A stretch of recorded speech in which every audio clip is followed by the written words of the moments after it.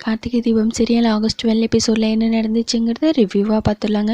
கார்த்திக் தீபா 2 பேருமே கோயிலுக்கு வந்திருக்காங்க. சார் என்ன சார் திடீர்னு கோயிலுக்கெல்லாம் கூட்டிகிட்டு வந்திருக்கீங்க அப்படின்னு சொல்லி கேட்க, ஆமாம் தீபா, நீங்கள் தானே என் பர்த்டே அன்னைக்கு கேட்டீங்க, மறந்துட்டீங்களா அப்படின்னு சொல்லி கேட்க, இல்லைங்க சார், நீங்கள் மறந்துருப்பீங்களோன்னு நினச்சேன் அப்படின்னு தீபா சொல்ல, அது எப்படி மறப்பேன் தீபா, வாங்க போய் சாமி கும்பிட்டுட்டு வரலான்னு சொல்லிட்டு கார்த்திக் தீபாவை கூட்டிகிட்டு போய் சாமி கும்பிட்றாங்க. தீபா அப்போ அப்படியே வேண்டிக்கிறாங்க, இவ்வளோ தூரம் நான் சொன்ன விஷயத்த ஞாபகம் வச்சு என்னை கோயிலுக்கு கூட்டிகிட்டு வந்திருக்காரு அப்படின்னு சொல்லி ரொம்ப சந்தோஷமாக சாமி கும்பிட்டுருக்காங்க. அதை பார்த்து கார்த்திக், என்ன தீபா ரொம்ப பலமான வேண்டுதல் போல இருக்குது அப்படின்னு சொல்லி கேட்க, ஆமாம் சார், பலமான வேண்டுதல் தாங்கிறாங்க தீபாவும்.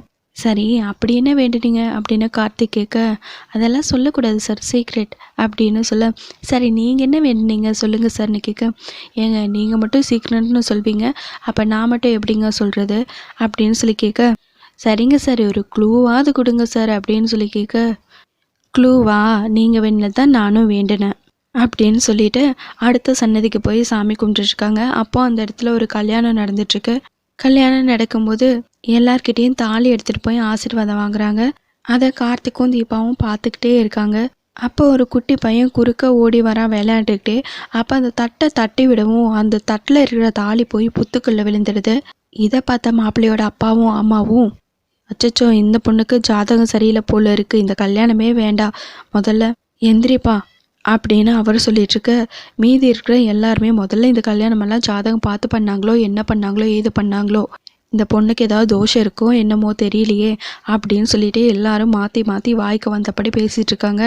பொண்ணோட அப்பாவும் அம்மாவும் ரொம்பவே ஃபீல் பண்ணி நின்றுட்டுருக்காங்க. இதெல்லாம் பார்த்த கார்த்தி நேராக அவங்கக்கிட்ட போய் நின்று, சார், நான் இங்கே நடந்த எல்லாத்தையும் பார்த்துக்கிட்டு தான் இருந்தேன். அந்த பையன் தற்செயலாக தட்டி விட்டது புத்துக்குள்ளே போய் தாலி விழுந்துருச்சு. அதுக்காக ஒரு பொண்ணோட வாழ்க்கையை இந்த மாதிரியெல்லாம் விட்டுட்டு போயிடக்கூடாது சார், பாவம் சார் அப்படின்னு பொண்ணு வீட்டுக்கு கார்த்திக் சப்போர்ட் பண்ணி பேசிகிட்ருக்க. நீ யாருப்பா, நீ வந்து அட்வைஸ் எல்லாம் பண்ணிகிட்ருக்க, இப்போவே இப்படி நடக்குது, இன்னும் கல்யாணத்துக்கு அப்புறம் வேறு ஏதாவது பெருசாக நடந்தால் என்னப்பா பண்ணுறது அப்படின்னு சொல்லி கேட்டுட்ருக்க.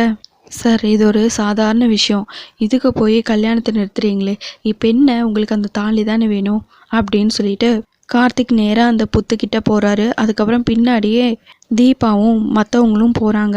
கார்த்திக் நல்லா சாமியை வேண்டிக்கிட்டு அதுக்கப்புறம் புத்துக்குள்ளே கைவிடுறாரு. ஃபஸ்ட்டு டைம் கைவிடும்போது பாம்பு லைட்டாக கொத்துற மாதிரியே போகுது.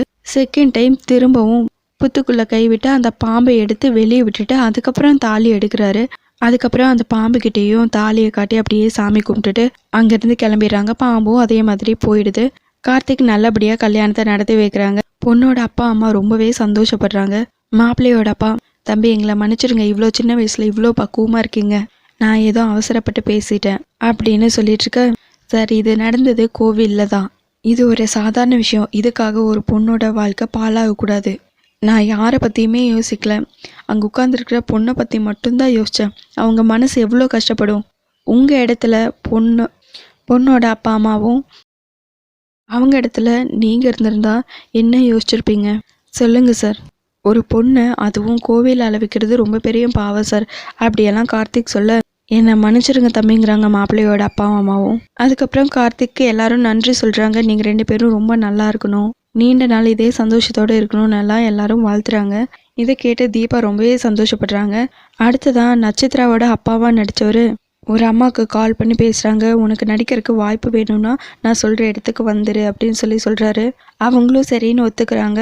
கரெக்டாக அந்த டைமில் கார்த்திக் வந்து டோரை ஓப்பன் பண்ணவும், மாப்பிள்ளை வாங்க மாப்பிள்ளை, வாங்க மாப்பிள்ளை அப்படிங்கிறாரு.